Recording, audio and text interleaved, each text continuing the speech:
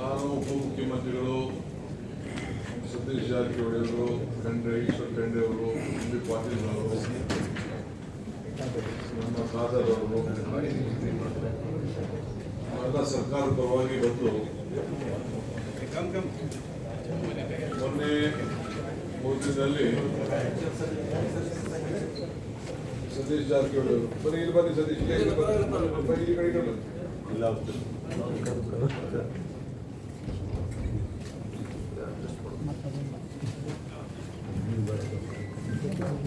ಸತೀಶ್ ಜಾರಕಿಹೊಳಿ ಅವರು ಇವತ್ತು ಸಭೆಯನ್ನ ನಡೆಸಿದ್ದೇವೆ. ಎಲ್ಲ ಶಾಸಕರನ್ನ, ಈ ಪುತ್ತೂರು ಕರ್ನಾಟಕದ ಎಲ್ಲ ಶಾಸಕರನ್ನ, ಜನಪ್ರತಿನಿಧಿಗಳನ್ನ, ಸಂಸತ್ ಸದಸ್ಯರನ್ನ ಕೂಡ ಆಹ್ವಾನಿಸಿದ್ದು. ಎಲ್ಲ ಪಾರ್ಟಿಯವರು ಕೂಡ ಎಲ್ಲ ಬಹಳ ಗೌರವದಿಂದ ಬಂದಿದ್ದು. ಮೊನ್ನೆ ನಾನು ಗುಲ್ಬರ್ಗಾದಲ್ಲಿ ಆ ಗುಲ್ಬರ್ಗಾ ವಿಭಾಗದ, ಕಲಬುರಗಿ ವಿಭಾಗದ ಸಭೆಯನ್ನು ನಡೆಸಿದೆ. ಬಸವಣ್ಣನ ನಾಡು, ಅವರ ಅನುಭವ ಮಂಟಪದಿಂದ ಅಲ್ಲಿ ಪರಿಶೀಲನೆ ಮಾಡಿ, ಅಲ್ಲೋಗಿ ಒಂದು ಸಭೆ ಮಾಡಿ, ಅಲ್ಲಿರುವಂಥ ಎಲ್ಲ ಶರಣರ ಭೇಟಿ ಮಾಡಿ ಅವರ ಮಾರ್ಗದರ್ಶನ ಕೂಡ ಪಡೆದು ಆ ಬಸವ ಕಲ್ಯಾಣದಲ್ಲಿರುವಂಥ ಎಲ್ಲ ವರ್ಗದ ಜನ ಅವರ ಪುತ್ರರಿಗೆ ಗೌರವವನ್ನು ಕೊಟ್ಟು ಆ ಸಮಾಜಗಳನ್ನು ಭೇಟಿ ಮಾಡಿ, ನಮ್ಮ ಕಾಂಗ್ರೆಸ್ ಪಕ್ಷದ ಸಭೆ ಕೂಡ ರಾತ್ರಿ 9 ಗಂಟೆಗೆ 10:30 ನಡೆಸಿ, ಅದಾದಮೇಲೆ ಬೆಳಗ್ಗೆ ಗುಲ್ಬರ್ಗ ಕಾರ್ಯಕ್ರಮವನ್ನು ಸಭೆಯನ್ನು ನಡೆಸಿದೆ. ಅನೇಕ ವಿಚಾರಗಳನ್ನು ಚರ್ಚೆ ಮಾಡಿದ್ದೇವೆ. ನಿಮ್ಮಲ್ಲಿ ಕೆಲವು ಭಾಗದಲ್ಲಿ ಮಾತ್ರ ಈ ಕಿತ್ತೂರು ಕರ್ನಾಟಕದಲ್ಲಿ ಸ್ವಲ್ಪ ಮಳೆ ಬರ್ತಾ ಇದೆ. ಅದು ಫುಲ್ ಮಳೆ ಅಂತ ಹೇಳಲಿಕ್ಕೆ ತಯಾರಿಲ್ಲ, ಇನ್ನು ಅದಕ್ಕೆ ಟೈಮ್ ಇದೆ. ಆದರೆ ಪ್ರಧಾನಮಂತ್ರಿಗಳು ಕೂಡ ನಮಗೆಲ್ಲ ದೊಡ್ಡ ಎಚ್ಚರಿಕೆಗಳನ್ನು ಕೊಟ್ಟಿದ್ದಾರೆ. ನಮಗೂ ಕೂಡ ನಮ್ಮ ವರದಿಗಳಲ್ಲಿ ಇನ್ನು ಕೆರೆಗಳಿಗೆ ನೀರು ಓದಿಸದೆ ಏನು ಬಂದಿತ್ತು, ಆ ವರ್ಷದ ಮಳೆ ವಾಡಿಕೆ ಮಳೆಯಂತೆ ಮಳೆ ಬಂದಿದೆ. ಕೆಲವು ಕಡೆ 10% ಬಂದಿದೆ, ಕೆಲವು ಕಡೆ 20%, ಕೆಲವು ಕಡೆ 30% ಇಲ್ಲಿಗೆ ಬಂದಿದೆ. ಎಲ್ಲೂ ಸಮಪಾಲು ನೀರು ಬಂದಿಲ್ಲ. ತಮಗೆಲ್ಲ ಗೊತ್ತಿದೆ, ತುಂಗಭದ್ರಾದಲ್ಲಿ ಬಹಳ ಭೀಕರವಾದಂಥ ಒಂದು ಸಮಸ್ಯೆಯನ್ನು ನಾವೆಲ್ಲ ನೋಡ್ತಾ ಇದ್ದೀವಿ. ಹೋದ ವರ್ಷ ಗೇಟು 19ನೇ ಗೇಟ್ ಹೊಡೆದೋಗಿತ್ತು.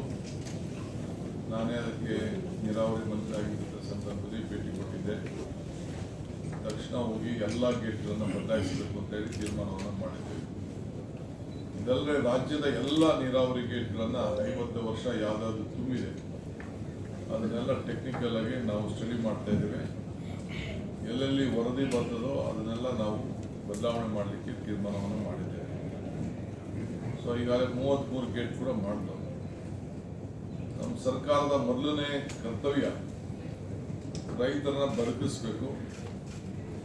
ಆ ತುಂಗಭದ್ರಾ ಸಮಸ್ಯೆ ಬಹಳ ದಿನದಿಂದ ನಿಂತಿದೆ. 31 TMC ನೀರು ಊಡು ಒಳಗಡೆ ತುಂಬಿದೆ.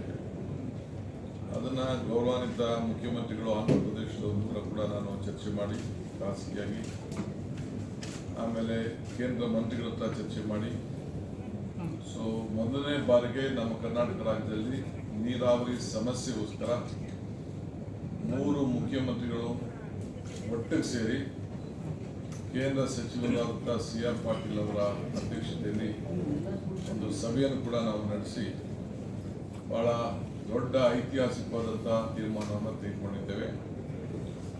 ಏನು ಆ ನೀರೆಲ್ಲ ಅವ್ರಿಗೆ ಹೋಗ್ತಾ ಇತ್ತು, ಆಂಧ್ರ ಪ್ರದೇಶ ಹೋಗ್ತಾ ಇತ್ತು.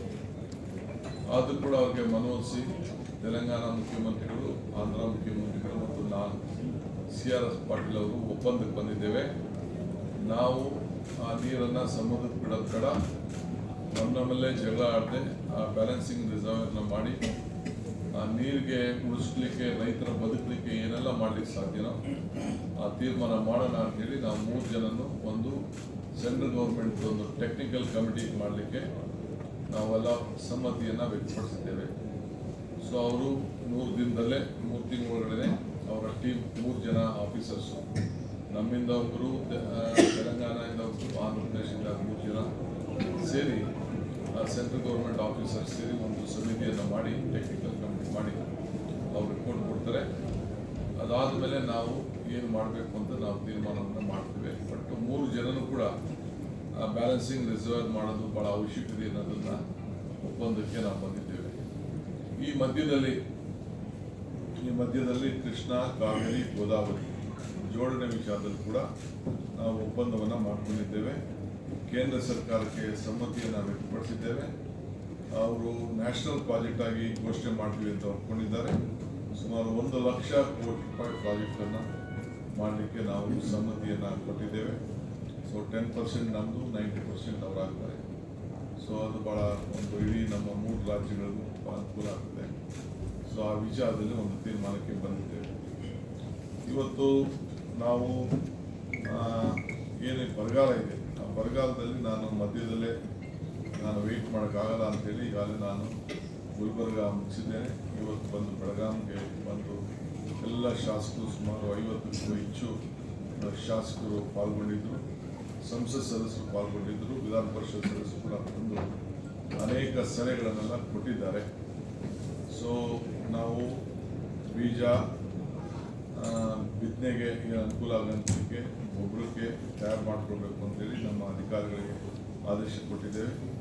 ಕುಡಿಯೋ ನೀರಿನ ಬಗ್ಗೆ ಎಲ್ಲ ತಮ್ಮ ಸಮಸ್ಯೆಯನ್ನು ವ್ಯಕ್ತಪಡಿಸಿದ್ದಾರೆ. ಸೊ ನಮ್ಮ ಸರ್ಕಾರದಿಂದ ನಾವು ಡೆಪ್ಟಿ ಕಮಿಷನರ್ ಅಂತ ಒಂದಷ್ಟು ಹಣ ಇಟ್ಟಿದ್ದೇವೆ. ಆದರೂ ಕೂಡ ಕೆಲವು ಅನೇಕ ಸಮಸ್ಯೆಗಳನ್ನು ಮುಂದಕ್ಕಿಟ್ಟು, ಸೊ ಅದಕ್ಕೆ ಇವತ್ತು ಈ ಬೆಳಗಾವಿನಲ್ಲಿ ಸುವರ್ಣಸೌಧದಲ್ಲಿ ಒಂದು ವಿಶೇಷವಾದ ತೀರ್ಮಾನವನ್ನು ಮಾಡಿದ್ದೇನೆ. ನಾನು ನಮ್ಮೆಲ್ಲ ಸಹೋದ್ಯೋಗಿಗಳ ಮಟ್ಟಕ್ಕೆ ಸೇರಿ ಪ್ರತಿ ವಿಧಾನಸಭಾ ಕ್ಷೇತ್ರಕ್ಕೆ ನಗರಗಳಲ್ಲಿ ಬಿಟ್ಟು ನಗರಕ್ಕೆ ಪ್ರತ್ಯೇಕವಾಗಿ ನಾನು ಮಾತಾಡ್ತೇನೆ. ಎಲ್ಲರೂ ಕೂಡ 1 ಕೋಟಿ ರೂಪಾಯಿ ಕುಡಿಯೋ ನೀರಿಗೆ ನಮ್ಮ ಏನು ಒಂದು ಅವಕಾಶಗಳಿದೆ, ಗೈಡ್ಲೈನ್ಸ್ ಇದೆ, ಆ ಗೈಡ್ಲೈನ್ಸ್ ಅಡಿಯಲ್ಲೇ ಕುಡಿಯೋ ನೀರಿಗೆ 1 ಕೋಟಿ ರೂಪಾಯಿವರೆಗೂ ಅವರು ಪ್ಲ್ಯಾನ್ ಆಫ್ ಆ್ಯಕ್ಷನ್ನ ಮಾಡಿ ಆ ಸಮಿತಿ ಸಭೆಯನ್ನು ನಡೆಸಿ ಅವರು ಕೊಡಲಿಕ್ಕೆ ನಾವು ಅವರಿಗೆಲ್ಲ ಒಪ್ಪಂದವನ್ನು ವ್ಯಕ್ತಪಡಿಸಿದ್ದೇವೆ. ಸೊ ಇದು ಕೇಂದ್ರ ಸರ್ಕಾರ ಏನು ಕೊಡ್ತದೋ ಬಿಡ್ತದೋ ಆಮೇಲೆ ನಾವು ನೋಡ್ತೇವೆ. ಈಗ ನಾವು ಅದಕ್ಕೆ ಅವ್ರಿಗೆಲ್ಲ ಪ್ಲ್ಯಾನ್ ರೆಡಿ ಮಾಡ್ಕೊಳ್ಳಿ, ಸಮಿತಿಗಳನ್ನು ಮೀಟಿಂಗ್ ಮಾಡಿ ಶಾಸಕರ ಅಧ್ಯಕ್ಷತೆಯಲ್ಲೇ ಸಮಿತಿ ಇರ್ತದೆ, ಅವರೇ ತೀರ್ಮಾನ ಮಾಡಿ ಅವರಿಗೆ ಅವರ ಪ್ರಾಜೆಕ್ಟನ್ನು ಅವರು ಸಲ್ಲಿಸೋದಕ್ಕೆ ಅವ್ರಿಗೆ ಈಗಾಗಲೇ ನಾವು ಮಾರ್ಗದರ್ಶನವನ್ನು ಕೊಟ್ಟಿದ್ದೇವೆ. ಸೊ ನಾನು ಗುಲ್ಬರ್ಗಲ್ಲಿ ಏನೂ ತೀರ್ಮಾನ ಮಾಡಲಿಲ್ಲ, ಇಲ್ಲಿ ಬಂದು ನೋಡಿದೆ ನಾನು. ಇನ್ನು ಮೈಸೂರು ಡಿವಿಷನ್ನು ಮತ್ತು ಬೆಂಗಳೂರು ಡಿವಿಷನ್ ಇದೆ. ಆದರೆ ಎಲ್ಲ ಕಡೆ ನನ್ನ ರಿಪೋರ್ಟ್ಸ್ ಈಗಾಗಲೇ ಬಂದಿದೆ. ಎಲ್ಲೂ ಕೂಡ ನೀರು ಭಾಳ ಕೊರತೆ ಆಗ್ತಾ ಇದೆ. ಸೊ ಕುಡಿಯೋ ನೀರಿಗೆ ತೊಂದರೆ ಆಗಬಾರ್ದು ಅನ್ನೋ ದೃಷ್ಟಿಯಿಂದ ಈ ತೀರ್ಮಾನವನ್ನು ತೆಗೆದುಕೊಂಡಿದ್ದೇವೆ. ಒಂದೊಂದು ದಿನದಲ್ಲಿ ನೀರಾವರಿಗೆ ನೀರು ಬರ್ತದೋ ಇಲ್ಲೋ ನಾವು ಕಾದು ನೋಡಬೇಕಾಗಿದೆ. ಆದರೆ ಕುಡಿಯೋ ನೀರು ವಿಚಾರದಲ್ಲಿ ಎಲ್ಲ ಕೆರೆಗಳಲ್ಲಿ, ಈ ಡ್ಯಾಮ್ಗಳಲ್ಲಿ ಆ ನೀರನ್ನು ಸ್ಟಾಕ್ ಮಾಡಲಿಕ್ಕೆ ಸೂಕ್ತ ಕ್ರಮ ಕೈಗೊಳ್ಳಬೇಕು ಅಂತೇಳಿ ನಮ್ಮ ಅಧಿಕಾರಿಗಳಿಗೆ ನಾವು ಮಾರ್ಗದರ್ಶನ ಕೂಡ ನಾವು ಕೊಟ್ಟಿದ್ದೇವೆ. ಸೊ ಇದು ಭಾಳ ಪ್ರಮುಖವಾದಂಥ ವಿಚಾರ. ಇನ್ನು ಎಲ್ಲ ನಮ್ಮ ಜಿಲ್ಲಾಧಿಕಾರಿಗಳಿಗೆ ಅವ್ರಿಗೆ ಏನೇನು ಬೇಕೋ ಅವರ ಸಮಸ್ಯೆಗಳು ಕೂಡ ಆಲಿಸಿದ್ದೇನೆ. ಅವರು ಕೂಡ ಕೆಲವು ನಾವು ಮುಂದುವರಿಸಿ ನೀವು ಶಾಸಕರ ಜೊತೆ ಮೀಟಿಂಗ್ ಮಾಡಿ ನಿಮ್ದೇನಾದ್ರು ನೀತಿ ಬದಲಾವಣೆ ಆಗಬೇಕು ಅಂತ ಕೂಡ ಪರಿಹಾರದ ವಿಚಾರ, ಬರ ಪರಿಹಾರ ವಿಚಾರದಲ್ಲಿ ತಾವು ಹೇಳಿ ಅಂತ ಅವ್ರಿಗೂ ಕೂಡ ಅವಕಾಶ ಕೊಟ್ಟು ಕೆಲವು ಕೂಡ ಸಲಹೆ ಕೊಟ್ಟಿದ್ದಾರೆ. ಅದಕ್ಕೆಲ್ಲ ಪರಿಹಾರ ಕಂಡಿರೋಂಥ ವ್ಯವಸ್ಥೆನ ಅವ್ರು ಮಾಡ್ಕೊಳ್ಳಿ, ಸಮಸ್ಯೆಯನ್ನು ಬಗೆಹರಿಸಿ ಅಂತೇಳಿ ಅವರು ಕೂಡ ಮಾರ್ಗದರ್ಶನ ನೀಡಿದ್ದಾರೆ. ಸೊ ಈ ಫರ್ಟಿಲೈಸರ್ಸ್ ವಿಚಾರದಲ್ಲಿ ನಾನು ಬೆಂಗಳೂರಿನಲ್ಲಿ ಮತ್ತೆ ಒಂದು ಮೀಟಿಂಗ್ ನಾನು ಮಾಡ್ತೀನಿ. ಏಕೆಂದರೆ ಕೇಂದ್ರ ಸರ್ಕಾರ ಬರೀ 50% ಮಾತ್ರ ನಮ್ಗೆ ಈಗಾಗಲೇ ಫರ್ಟಿಲೈಸರ್ಸ್ನ ಕೊಟ್ಟಿದೆ.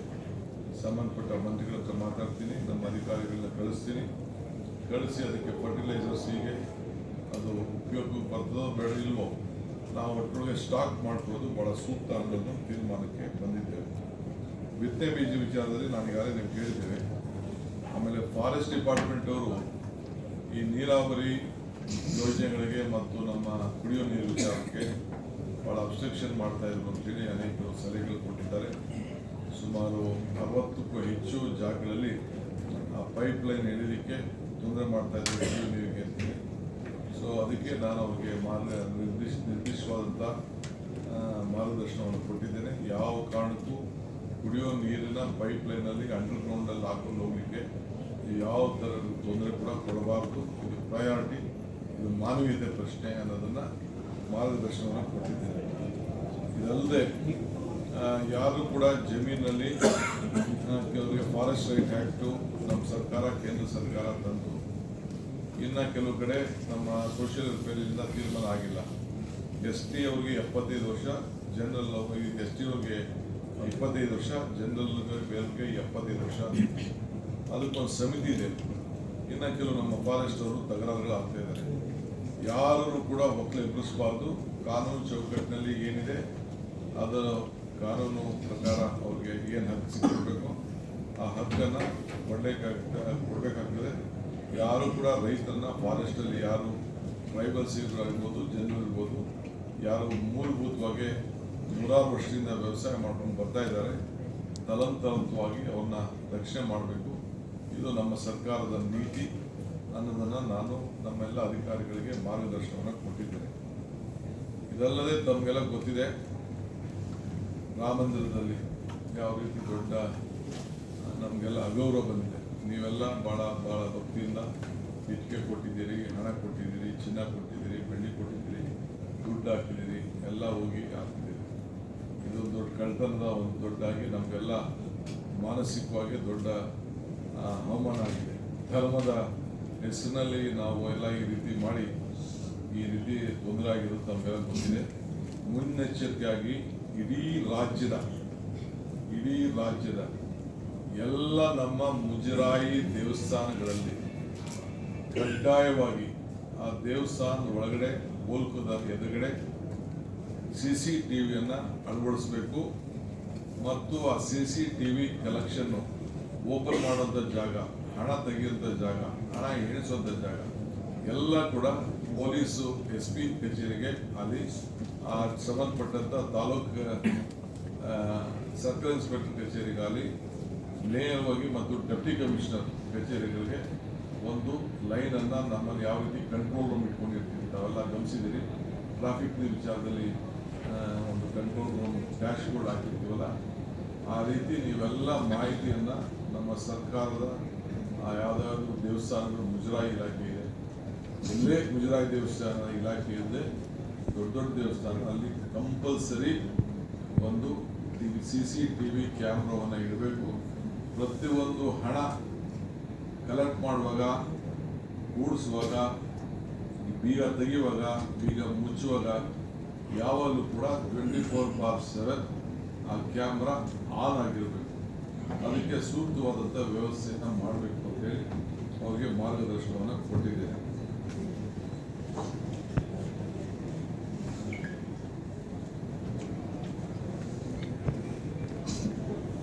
ಜೊತೆಗೆ SIR ಬಗ್ಗೆ ಕೂಡ ಮಾರ್ಗದರ್ಶನ ಕೊಟ್ಟಿದ್ದೇನೆ. Right to vote, right to lead. ನಿಮ್ಮ ಮತದಾನದ ಹಕ್ಕನ್ನು ಉಳಿಸ್ಕೊಳ್ಳಿಕ್ಕೆ ನಾವೀಗಾಗಲೇ ಎಲ್ಲರೂ ಕೂಡ ರೆಸಿಡೆನ್ಷಿಯಲ್ ಸರ್ಟಿಫಿಕೇಟ್ ಕೊಡಬೇಕು ಅಂತ ಯಾರ್ಯಾರಿಗೆ ಅವಶ್ಯಕತೆ ಇದೆ, 10 ವರ್ಷದ ರೆಸಿಡೆನ್ಷಿಯಲ್ ಸರ್ಟಿಫಿಕೇಟ್ ಯಾರ್ಯಾರು ಇದ್ದಾರೆ ಅಂಥವ್ರಿಗೆ ಕೊಡಬೇಕು ಅನ್ನೋ ತೀರ್ಮಾನ ಮಾಡಿದ್ದೇವೆ. ಇದಲ್ಲದೆ 4.25 ಕೋಟಿ ಕ್ಯಾಸ್ಟ್ ಸರ್ಟಿಫಿಕೇಟ್ಗಳಿದೆ. SC ಇರ್ಬೋದು, ST ಇರ್ಬೋದು, OBC ಇರ್ಬೋದು, ಮೈನಾರಿಟೀಸ್ ಇರ್ಬೋದು, ಬಡವರು ಇನ್ಕಮ್ ಸರ್ಟಿಫಿಕೇಟ್ ಇರ್ಬೋದು, ಇವೆಲ್ಲ ಸರ್ಟಿಫಿಕೇಟ್ ಇದೆ. ಅವೆಲ್ಲ ಆನ್ಲೈನಲ್ಲಿದೆ.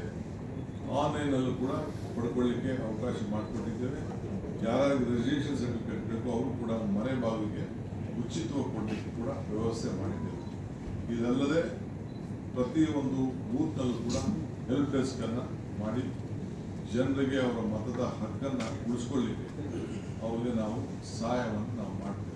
ಇದು ನಾವು ಸೇರಿ ಒಟ್ಟಿಗೆ ನಮ್ಮ ಜವಾಬ್ದಾರಿ. ಇದು ಎಲ್ಲರೂ ಕೂಡ ಮತವನ್ನು ಕೊಡಬೇಕು ಅಂತೇಳಿ. ಸೊ ಆಮೇಲೆ ಗ್ಯಾರಂಟಿ ಯೋಜನೆ ಈಗಾಗಲೇ ನಾವು ಪರಿಶೀಲನೆ ಮಾಡ್ತಾ ಇದ್ದೀವಿ. ಕೆಲವು ಬೇಕಾದಷ್ಟು ಕೆಲವರು 10 ಟೆಲಿಫೋನ್ ನಂಬರ್ ಒಂದೇ ಫೋನ್ ಇತ್ತು, ಒಂದು 5-10 ಅಕೌಂಟ್ಗೆ ಒಬ್ಬರಿಗೆ ಹಣ ಹೋಗ್ತಾ ಇತ್ತು. ಇವೆಲ್ಲ ಕೂಡ ನಮ್ಮ CAG ರಿಪೋರ್ಟಲ್ಲಿ ನಮಗೆ ವರದಿ ಬಂದಿದೆ. ಇದನ್ನೆಲ್ಲ ಪರಿಶೀಲನೆ ಮಾಡ್ತಾ ಇದ್ದೀವಿ.